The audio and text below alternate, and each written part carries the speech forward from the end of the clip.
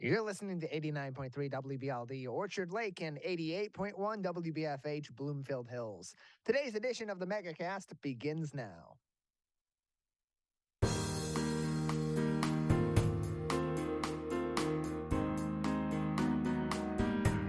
Welcome to the Megacast, our live, local 5 days per week TV, radio, and streaming show looking into all things Michigan. I'm Tyler Kieft.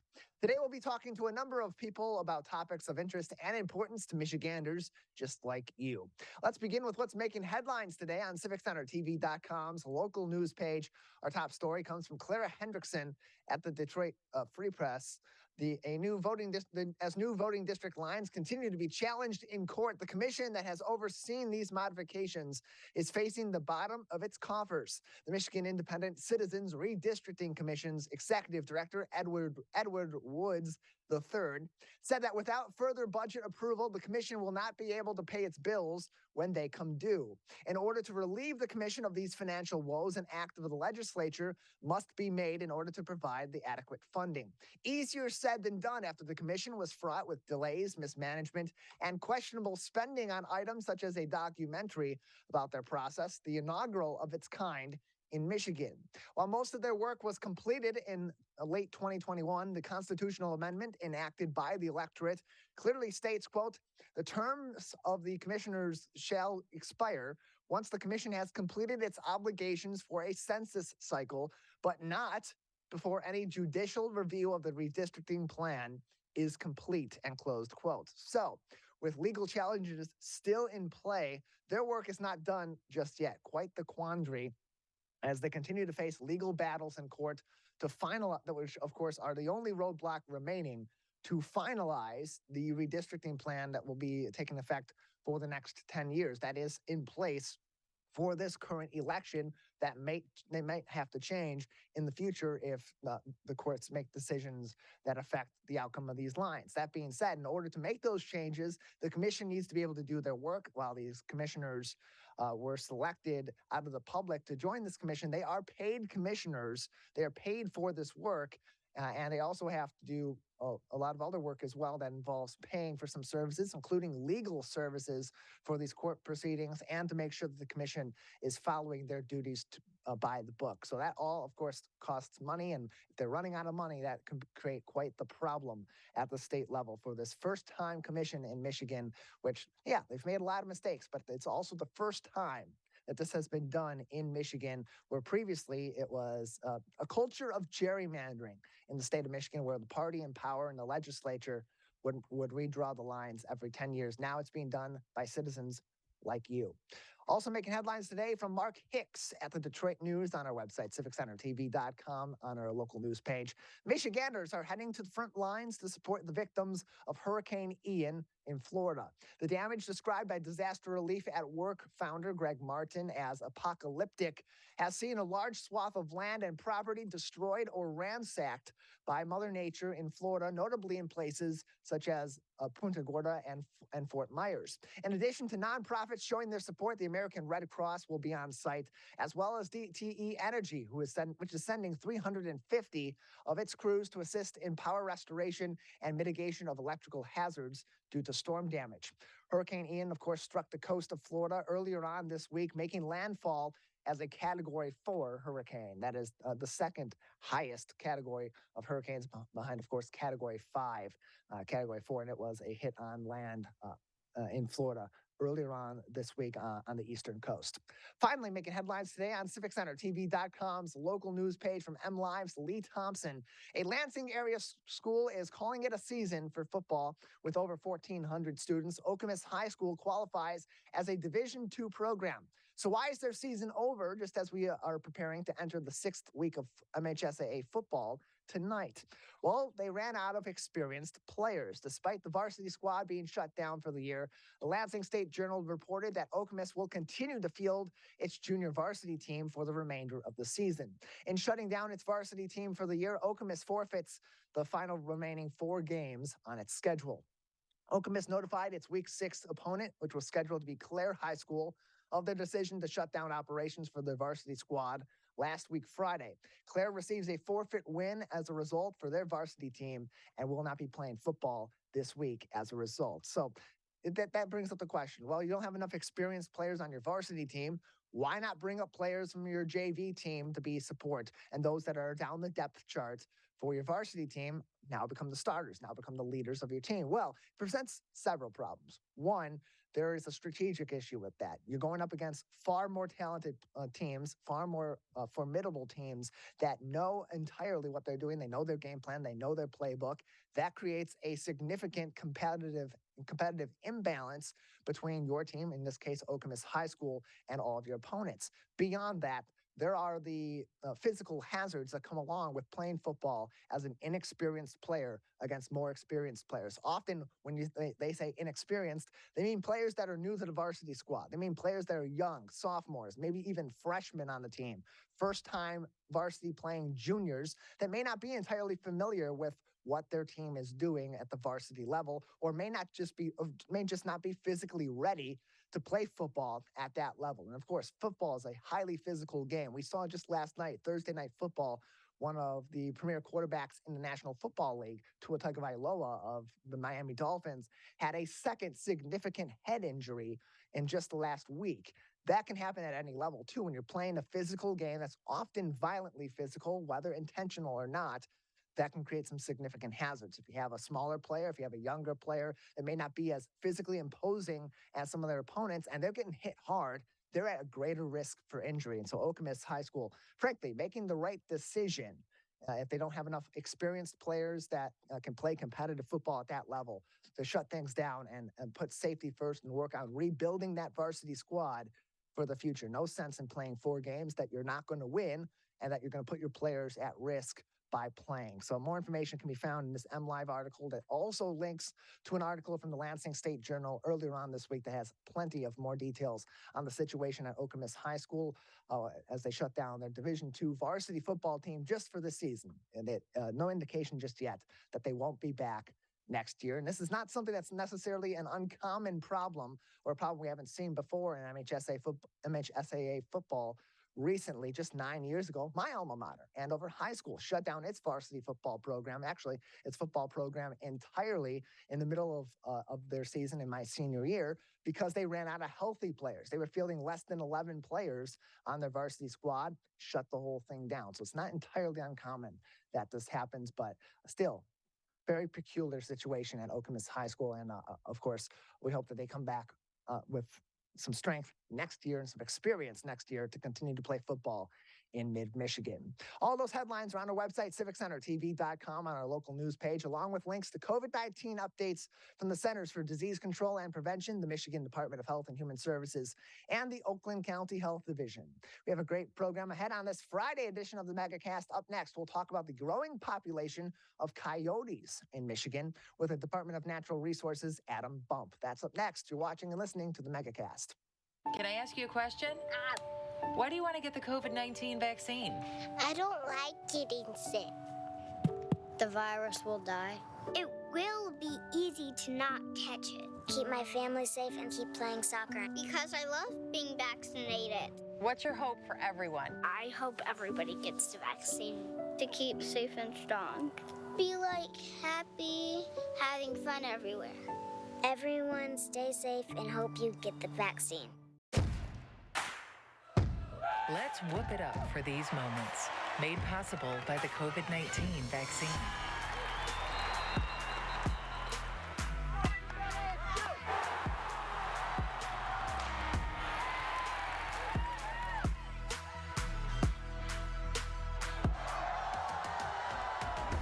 Keep the cheering going by keeping yourself protected and your COVID-19 vaccines up to date.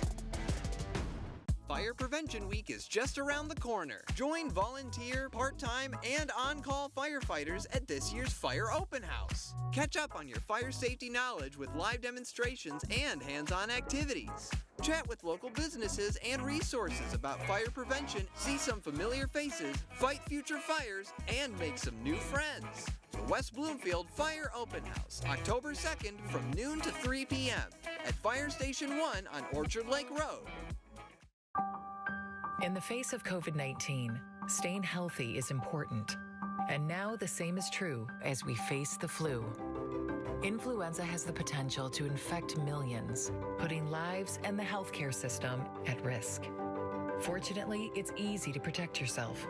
The flu vaccine is safe and effective, and with COVID-19 still spreading, it's essential. To see how you can hit this virus head-on, visit michigan.gov/flu.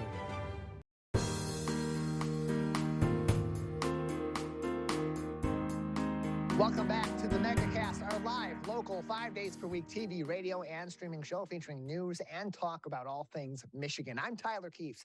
You can find more on our website at civiccentertv.com/Megacast, where you'll learn about all of our partnering stations across the Great Lakes State and find all of our full shows and individual interviews on demand as well. The website again, civiccentertv.com/Megacast. A growing problem here in the state of Michigan is interactions between our regular populations and coyotes, growing population of them here in the state of Michigan. And here to talk to us about what the state of Michigan is doing to combat this growing population of coyotes and the ways that they are affecting our communities is Adam Bump. He is with the Department of Natural Resources. He is a Furbearer and Upland game bird specialist in their wildlife division. Adam, thanks for being with us today.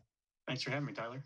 Appreciate having you on. So approximately how many coyotes are there per the DNR's estimates in the state of Michigan? And at this current time, how much is that estimate veering from what's normal among this population in our state? Well, Michigan actually doesn't have a population estimate, statewide population estimate. Fur bears, like coyotes, can be extremely difficult to generate a population estimate. And it's not always the most useful number to try to track trends in coyotes and to manage them. So what we look at is impacts. So the types of things, problems they may be causing or positive impacts some wildlife have. And then we look at trends in harvest information. So coyotes are something that a species that can be hunted or trapped. And some of that data from harvest surveys can give us idea of how the population is trending in broad context. In recent years, I would say that the population has probably been pretty stable. But if you go back, say, let's start in the 70s or 80s, coyote populations are dramatically higher than they would have been in the 70s or 80s. I think a lot of the current questions and issues with coyotes are probably more related to changes in behavior or their ability to adapt to more urban and suburban areas where people may be seeing them more, even if the population isn't necessarily higher. So Adam, where typically are we seeing these coyotes be particularly problematic in our state? Is it more in the rural areas, or have those problems really begun to arise in more of the suburban and urban areas of Michigan? I think the number of public complaints or public concerns that we hear is higher in suburban and urban areas.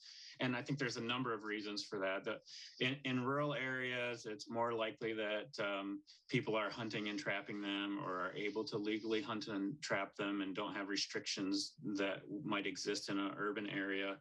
Coyotes probably have a higher level of natural fear of people just because of that interaction that they have.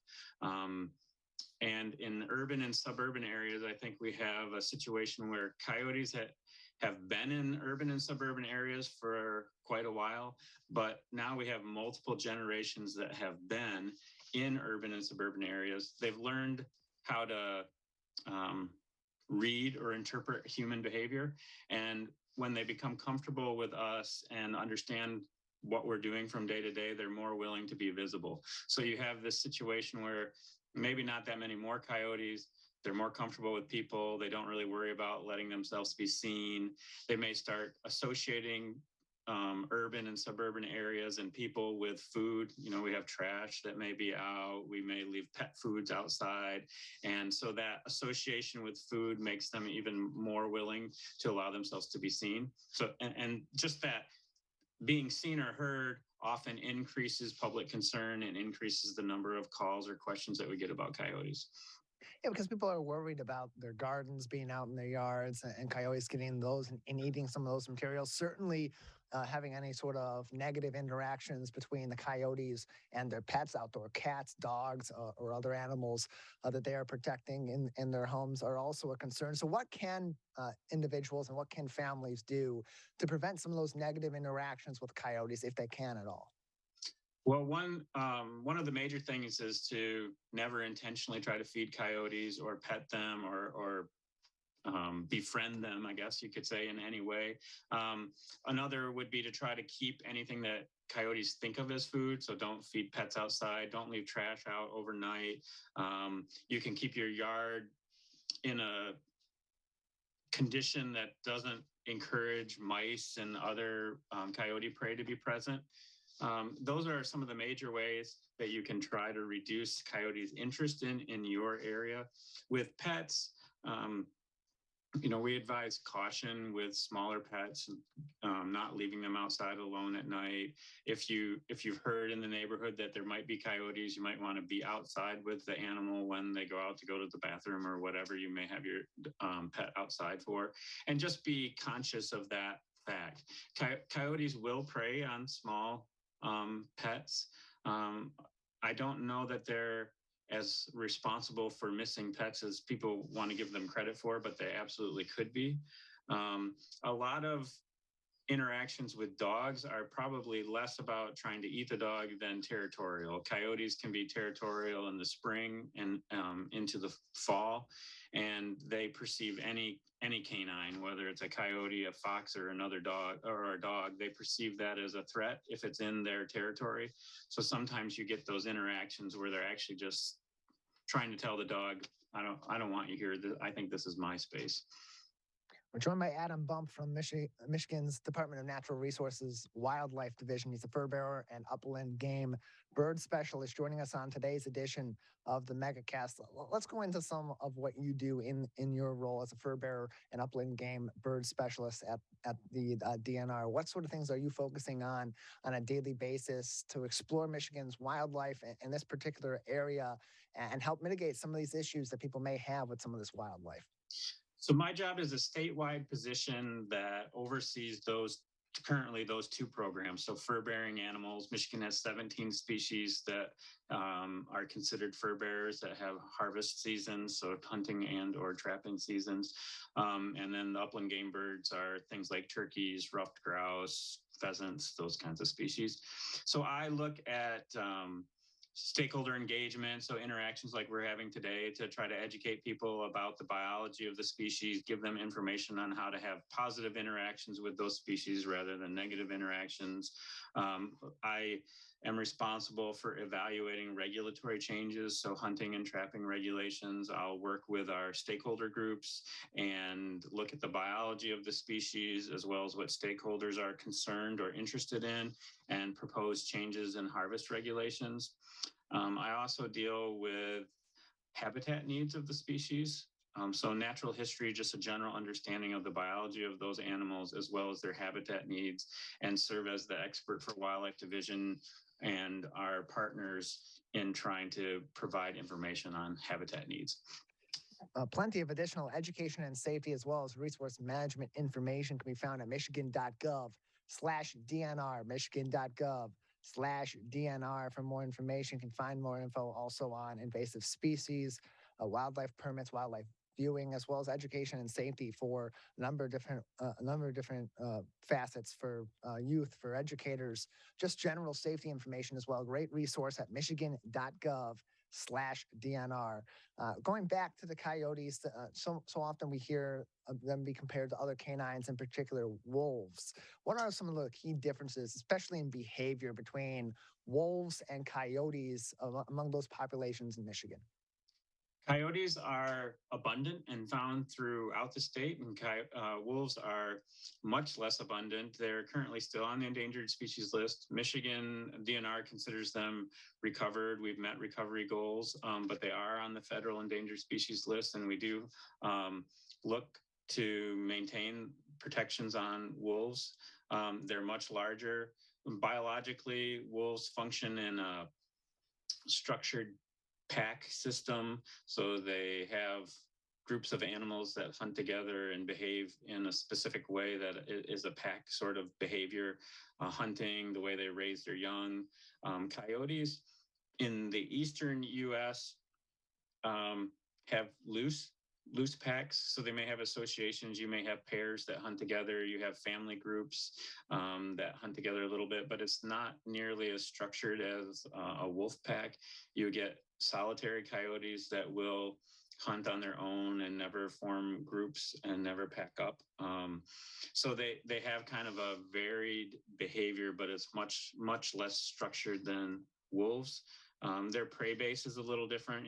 Coyotes are capable of taking down things up to and including deer, but they really focus on small mammals, whereas wolves are focusing more on larger game like deer and even moose in some areas in the Upper Peninsula. Adam, before we let you go today, a couple more minutes, any other information at this time that would be important for people to be considering in their homes, in rural areas and suburban or urban areas regarding furbearers or upland game birds, especially at this time of the year where things are still relatively warm enough for these birds to be out and these other animals to be out and about and interacting with our communities? I always advise caution with any form of wildlife, not to approach, not to try to feed them, give them a healthy respect. And that's the best way to keep them safe and you safe.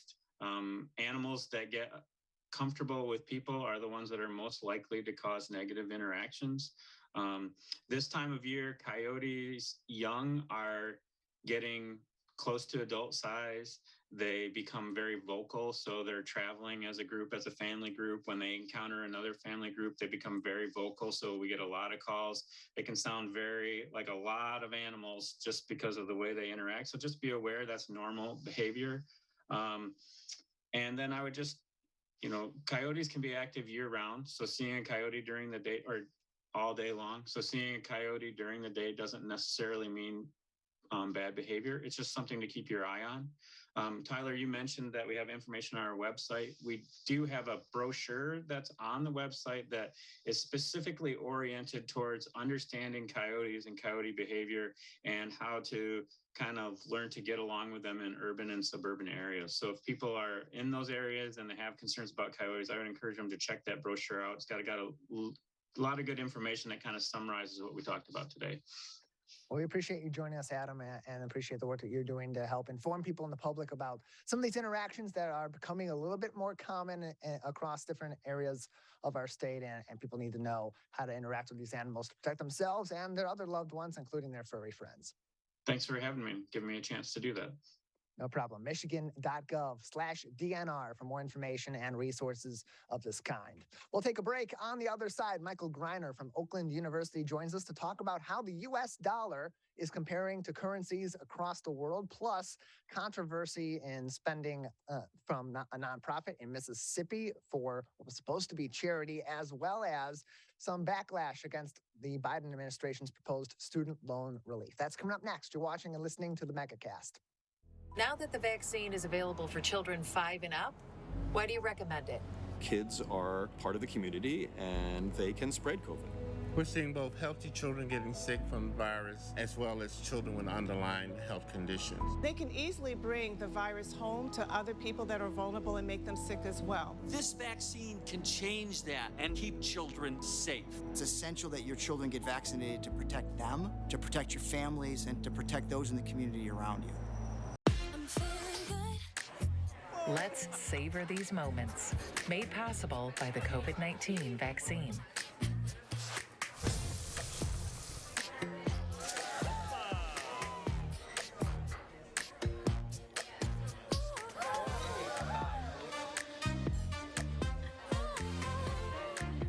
Keep the dining out going by keeping yourself protected and your COVID-19 vaccines up to date. Let's relish these moments, made possible by the COVID-19 vaccine.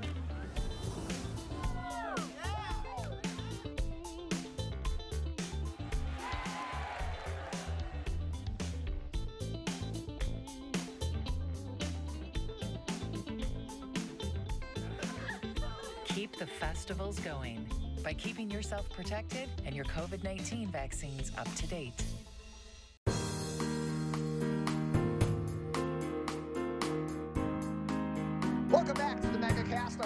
local 5 days per week TV, radio, and streaming show about all things Michigan. I'm Tyler Kieft. Learn more about the program by visiting civiccentertv.com/megacast, where you'll find all of our programs on demand and find more information about all the places we broadcast, including in your local area. Joining us now on the Megacast is an assistant professor of management at Oakland University's School of Business Administration. Michael Greiner joins us once again to talk about all things business and finances on today's Megacast. Michael, thanks for being with us. Glad to be here, Tyler. Thanks for having me. Yeah, good to have you on with us. And we start off with what seems like pretty good news. The U.S. dollar is currently doing pretty well in comparison to some other currencies across the world. So on the surface, when you hear that, when you see a headline from an outlet like the New York Times that says the dollar is strong, you think that might be really good news for us here in the U.S. But comparing with other world economies where their currencies aren't really comparing very well to the U.S. dollar, what does that mean for the state of the U.S. dollar? Well, it is good news. You're right about the U.S. economy in particular, and kind of for all of us living here in the United States, because of the fact that with a stronger dollar, it makes it cheaper for us to buy goods that we import from overseas.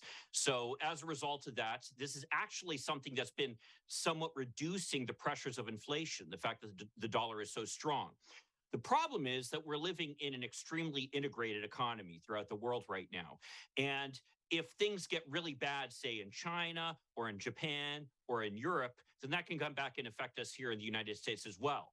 And as it turns out, the strength of the dollar is reflected in relationship to those currencies overseas. So things like the Chinese yuan or the Japanese yen or the euro or the British pound are all way down compared to the dollar.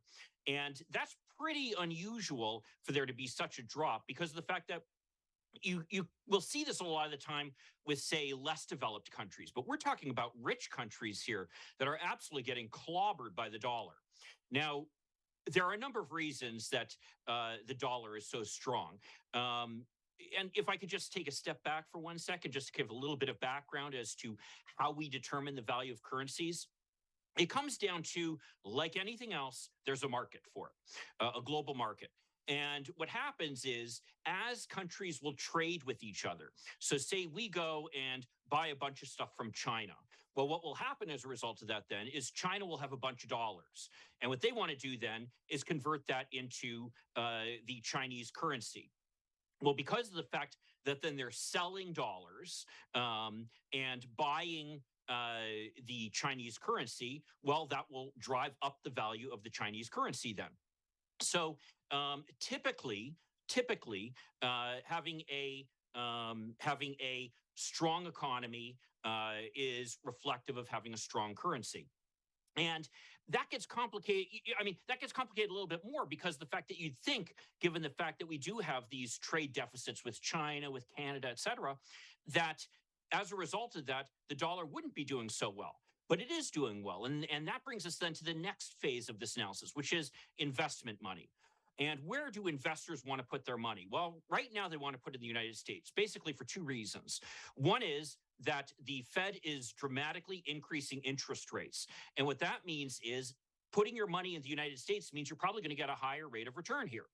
So they want to buy things like treasury bonds. They want to buy bonds that are denominated in dollars. They want to invest in assets here in the United States because of the fact that the higher interest rates are going to make those things more valuable. The second thing is that there's a lot of chaos going around in the world. As we know, there's this war going on in Ukraine. There's all kinds of unusual activity going on in the economy in China, for example. Europe looks like they're about to go into a major recession as a result of the energy crisis.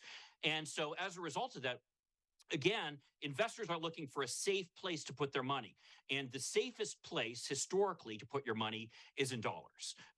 So as a result of that, there's huge demand for dollars right now in the global markets. People are trying to get rid of these other currencies. That drives down the value of these currencies, and it makes the dollar more expensive. So again, good news for us, right? But again, when you look at it within the context of us having this global economy, if things aren't going well, say in Britain or in Europe, or for that matter, in Latin America, then those problems can sometimes creep over and affect us here in the United States. So it's a kind of a delicate balancing act that we want. We want to have a strong dollar. And the traditional policy here in the United States is what we call defending the dollar, where we try to make sure that it stays as high as possible. But by the same token, what that does is it risks potentially throwing, say, certain less developed countries into defaulting on their foreign debts. Because you have to remember, most debts are denominated in dollars. Most trade is in dollars. So as a result of that, a lot of countries around the world now are facing food insecurity because they're trying to buy imported food, and that food is denominated in dollars. And if their currency is worth less relative to the dollars, it makes it more expensive for them to buy that food. So suddenly we're facing a problem where you could be dealing with hunger around the world. You could be dealing with debt defaults around the world. And these are all things that the United States is going to want to step in and address, because if you have some type of insecurity somewhere in the world, then that threatens kind of the global order of which the United States is a part. And that's where we have repeatedly stepped in and tried to avoid, say, a Latin American debt default, or tried to avoid, some major, a government essentially falling apart because of food insecurity among its population. Just to give you a sense of how dramatic the rise in the dollar is, though, I mean, I remember when I was a kid, the British pound was about £3 to the dollar. People used to talk about how expensive it was to go to England for a vacation. Then about 20 years ago, when I was in my 30s, I took my family to England for a vacation. And I remember my wife talking about the fact that you could pretty much, it seemed like things were priced the same as they are in the United States. So like if a sandwich here were $1, it'd be £1 in England. The difference is that a pound was twice as expensive as a dollar. So essentially then it went from being 3 to 1 to 2 to 1. Now the British pound is 1 to 1. And it really just shows how dramatically the dollar has appreciated in value around the world. And this is true. We're seeing this across the world, where other countries are in various ways trying to struggle with the fact that literally their economy is being hurt by the fact that the dollar is so strong. Michael, also making headlines recently here in the U.S. On the business side of things. The Justice Department is currently looking into suing the two airlines, American Airlines and JetBlue, for essentially forming their own little alliance, particularly in the New York City area and in that airspace region.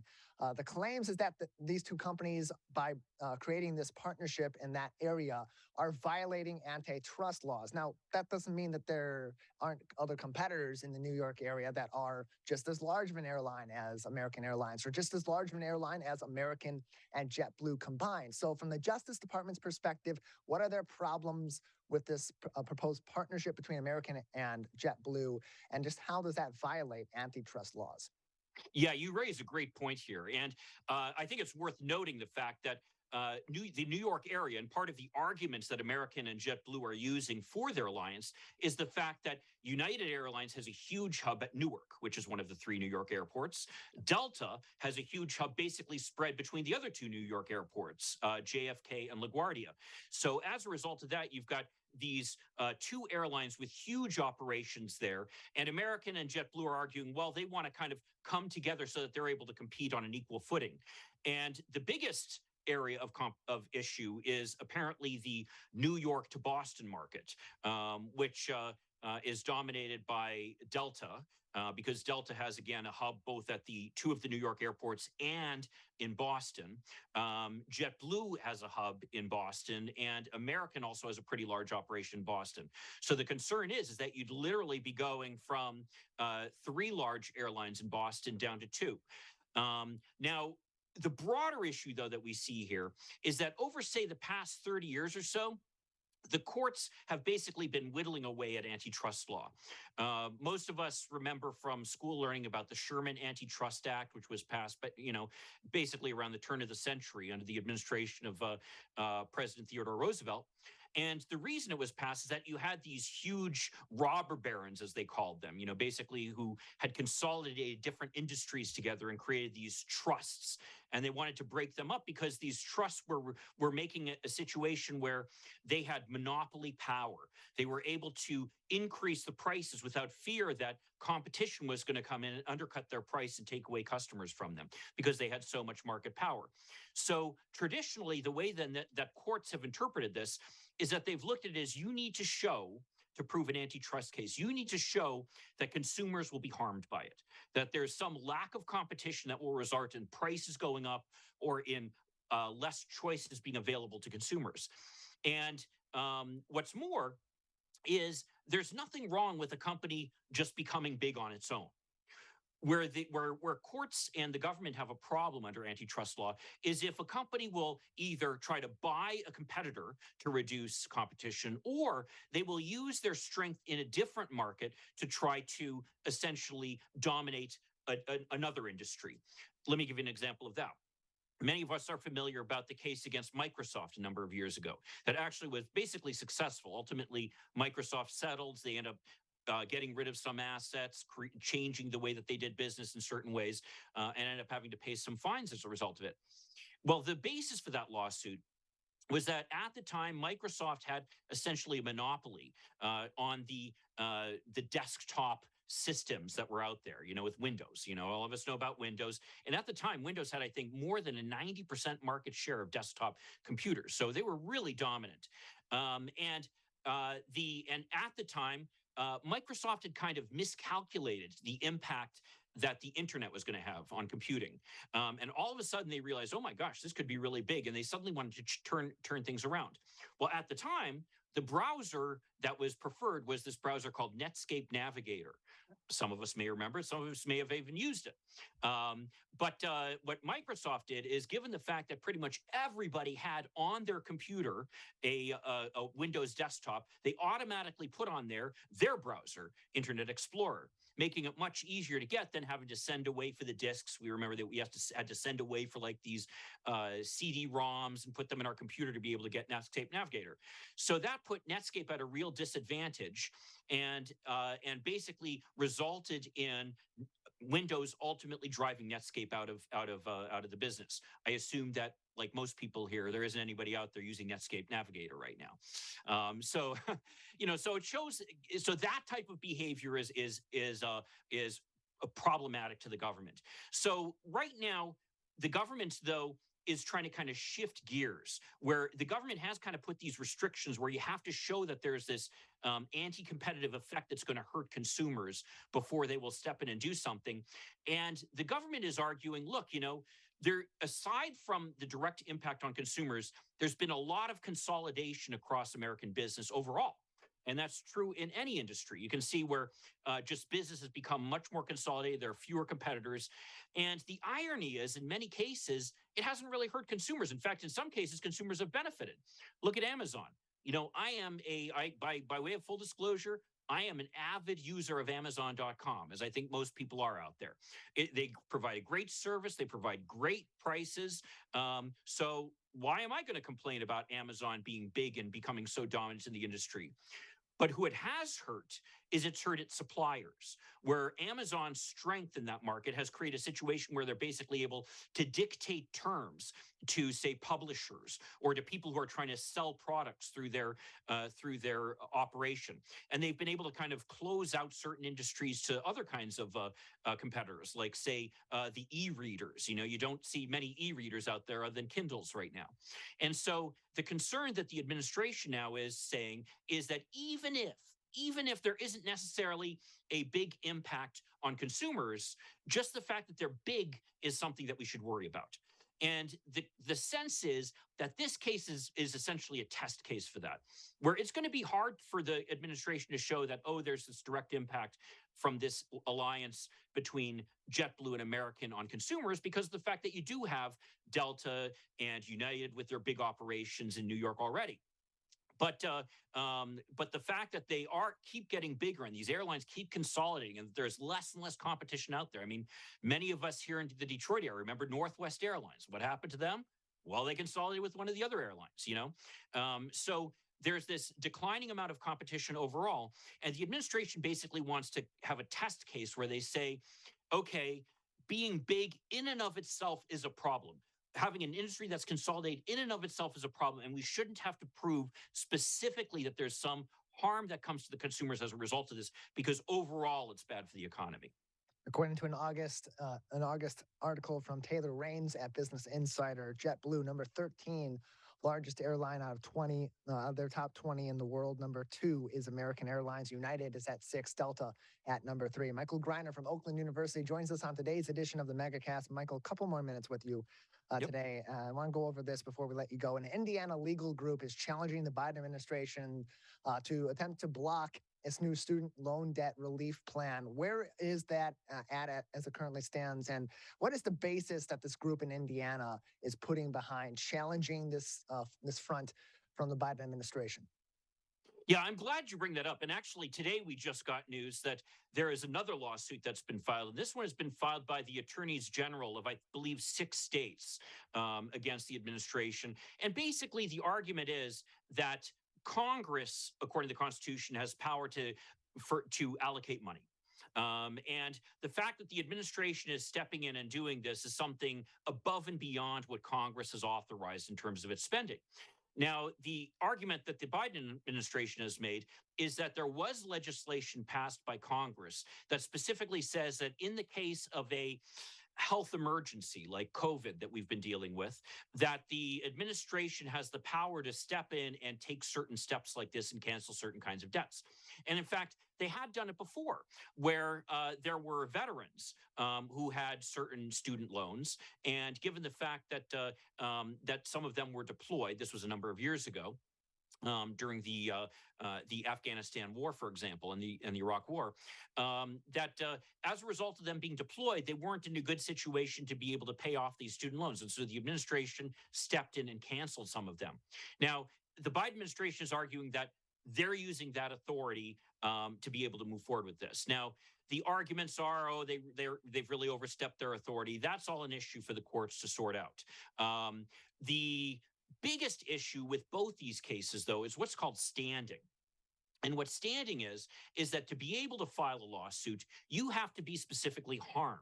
You can't just go ahead and file a lawsuit because, oh, you're mad at your neighbor for something. No, they have to have done something to you that has harmed you in a way that the courts can redress it.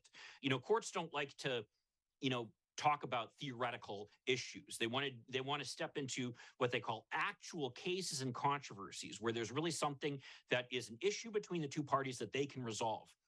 So in the case of this Indiana legal group, which, as I understand, has the backing of some billionaires. Some might be familiar with the Koch brothers. Apparently, they're kind of backers of that group. But one of their attorneys actually is the plaintiff in that case. And what he's arguing is that he currently receives certain the potential for certain of his student loans being forgiven because of the fact that he receives the benefit under a special income-based repayment plan for people who've gone into public service of some kind. So as a result of that, he's saying that if he does this for a certain number of years, whatever remains on his debt would be forgiven and he would not have to pay taxes on that.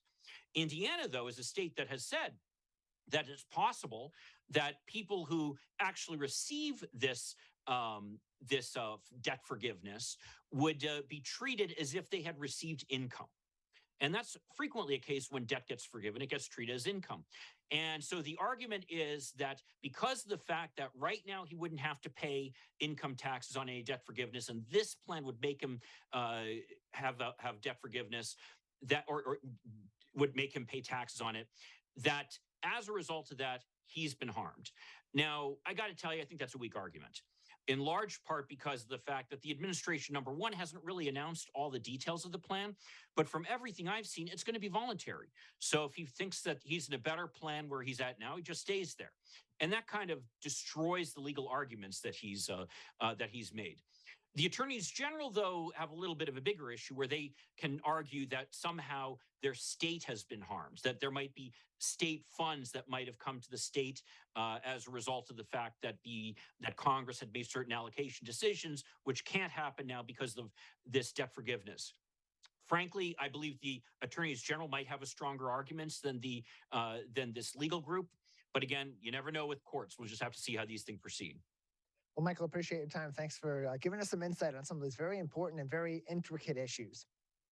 Happy to be here. Thanks a lot, Tyler. Have a great weekend. You as well. We'll take a quick break. On the other side, we'll talk to a CEO of a company called Popcorn and Books. The twist, that CEO is just 10 years old. That's coming up next on the Megacast. Can I ask you a question? Why do you want to get the COVID-19 vaccine? I don't like getting sick. The virus will die. It will be easy to not catch it. Keep my family safe and keep playing soccer. Because I love being vaccinated. What's your hope for everyone? I hope everybody gets the vaccine to keep safe and strong. Be like happy, having fun everywhere. Everyone stay safe and hope you get the vaccine. Let's whoop it up for these moments. Made possible by the COVID-19 vaccine.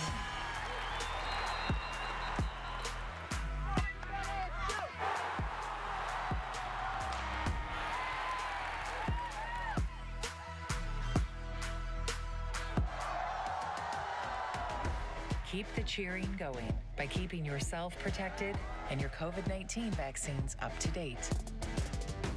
Fire Prevention Week is just around the corner. Join volunteer, part-time, and on-call firefighters at this year's Fire Open House. Catch up on your fire safety knowledge with live demonstrations and hands-on activities. Chat with local businesses and resources about fire prevention, see some familiar faces, fight future fires, and make some new friends. The West Bloomfield Fire Open House, October 2nd from noon to 3 p.m. at Fire Station 1 on Orchard Lake Road.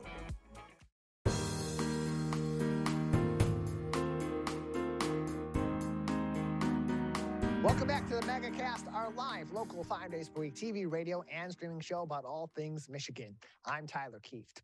Our next guest created a subscription box company as a result of his love for literacy and his desire to support other local small businesses right here in Michigan, in his hometown in the Detroit area. Karter Johnson joins us now, the CEO of Popcorn and Books, who is just 10 years old. Karter, thanks for being with us today. Hello. Good to have you with us, Karter. So first off, can you tell us a little bit about Popcorn and Books and, what you do and where this idea came from? All right.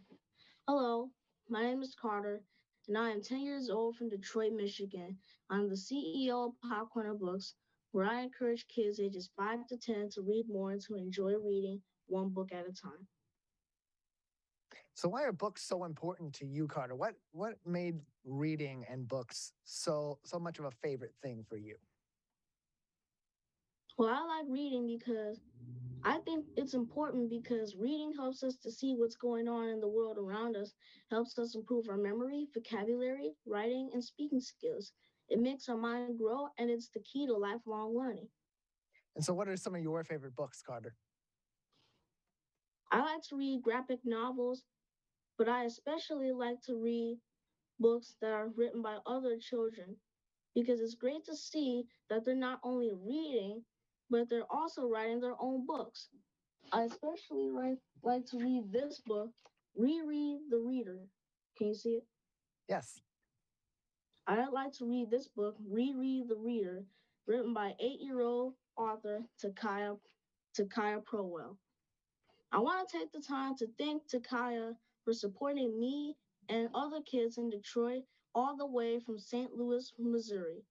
She sends books to donate that I can donate to the Children's Dental Care of Detroit to give to kids after their visit. So you also do a Build Your Kids library reading show, Karter. Can you tell us about that?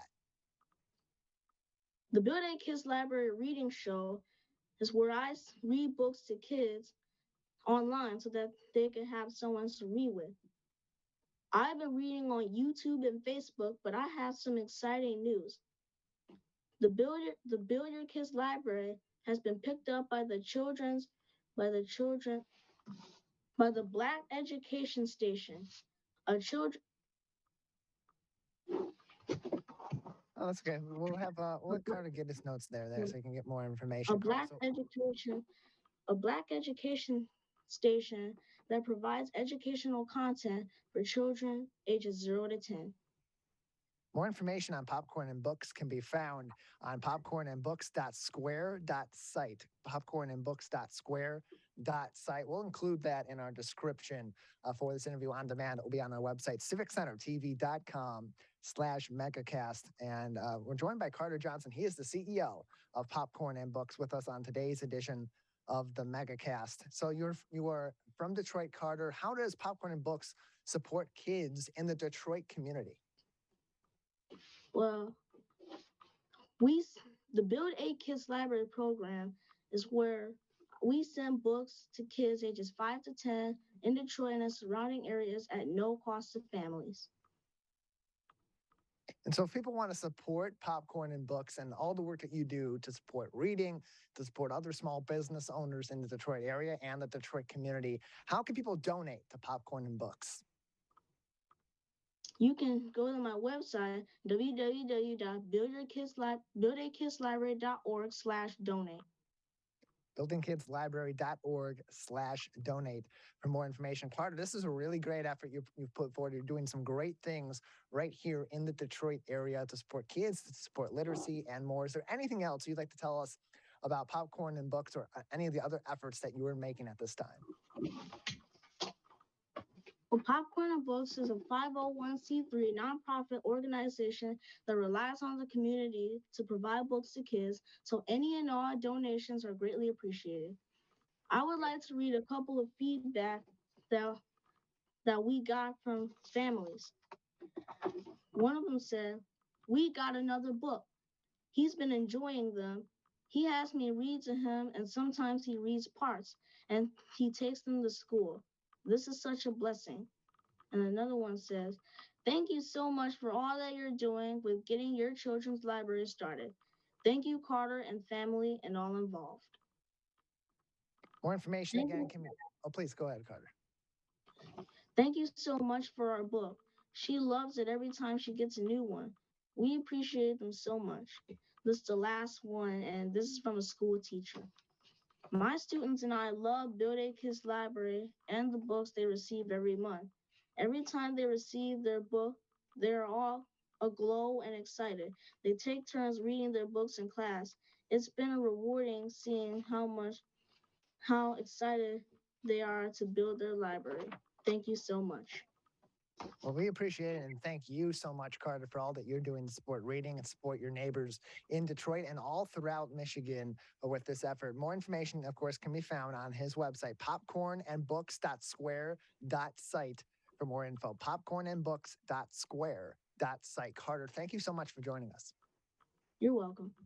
Appreciate it. As it says behind Karter, reading is epic. You'll see that in the on-demand video on our website, civiccentertv.com/megacast. Again, you can find more information, get a subscription box yourself from Popcorn and Books, and donate to support the 501c3 organization that Karter is running by visiting popcornandbooks.square.site.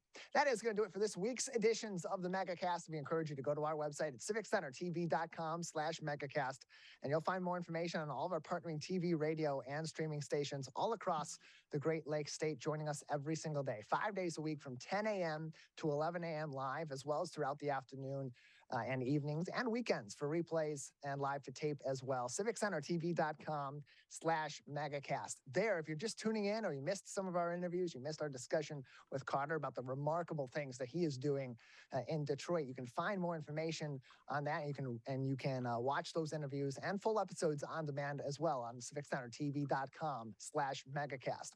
While you're on our website, click over to the local news page as well, where you'll find information on COVID-19 that's updated daily by the Center Centers for Disease Control and Prevention, the Michigan Department of Health and Human Services, and the Oakland County Health Division. In addition, we pull articles from many journalistic outlets all across the state of Michigan to keep you informed on topics both on the COVID-19 front and beyond. While you click through those articles, read them in full, read their supporting materials, we highly encourage you, if you have the means to do so, to subscribe to these publications and support journalism all throughout the state of Michigan, including in your local area, to help keep yourself and your community informed on a number of different topics. CivicCenterTV.com's local news page.